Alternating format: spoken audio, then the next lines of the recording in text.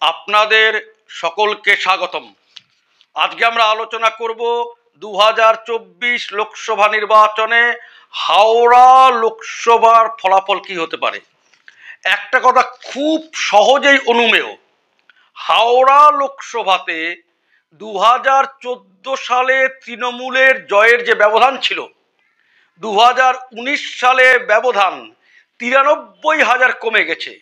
মানে এই রেট যদি বজায় থাকে এবং বর্তমানে বিজেপির যতটা জনপ্রিয়তা আছে, নরেন্দ্র মোদী জনপ্রিয়তা, হিন্দুত্বের হাওয়া, রাম মন্দির উদ্বোধন এবং তৃণমূল কংগ্রেসের বিরুদ্ধে যে অ্যান্টি ইনকামবেন্সি আছে, ক্ষোভ আছে মানুষের, তাতে খুব স্বাভাবিকভাবেই এই আসনটি একদম হাড্ডাহাড্ডি লড়াইয়ের পর্যায়ে চলে গেছে। আমার কথাটি ভালো করে বোঝার জন্য আরেকটি জিনিস লক্ষ্য করুন।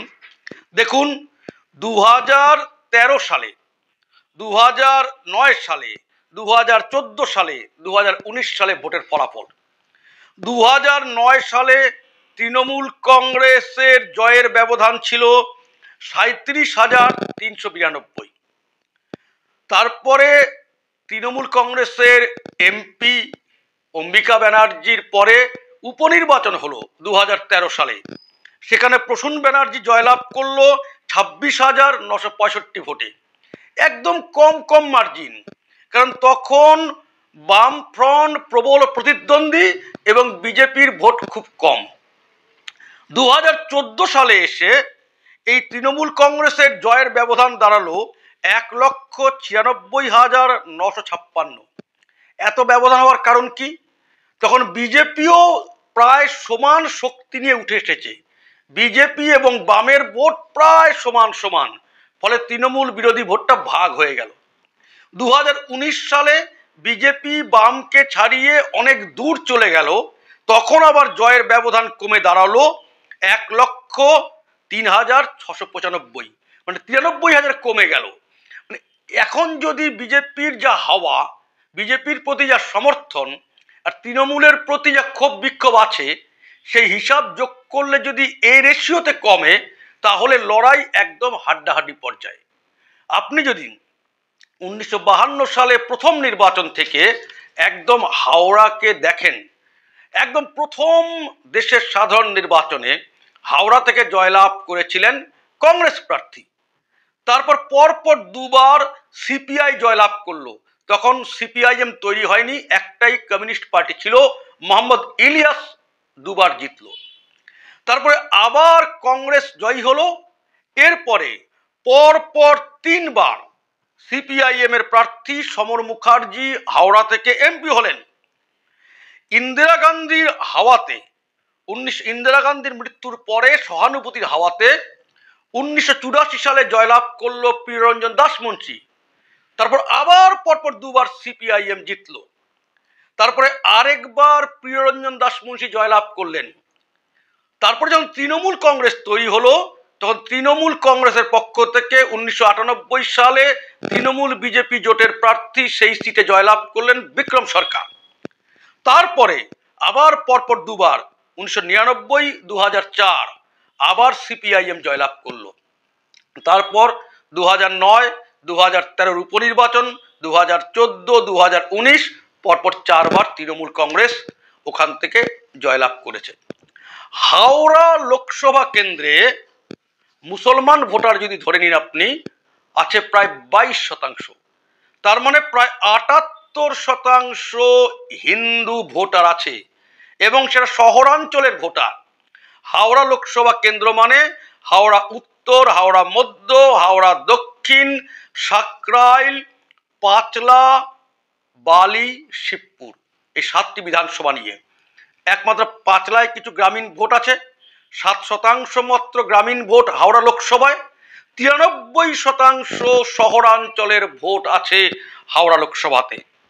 অর্থাৎ হাওড়া লোকসভার মানুষকে আপনি সহজ অর্থে ধরে নিতে পারেন যারা মিডিয়া, ইলেকট্রনিক মিডিয়ার সঙ্গে পরিচিত।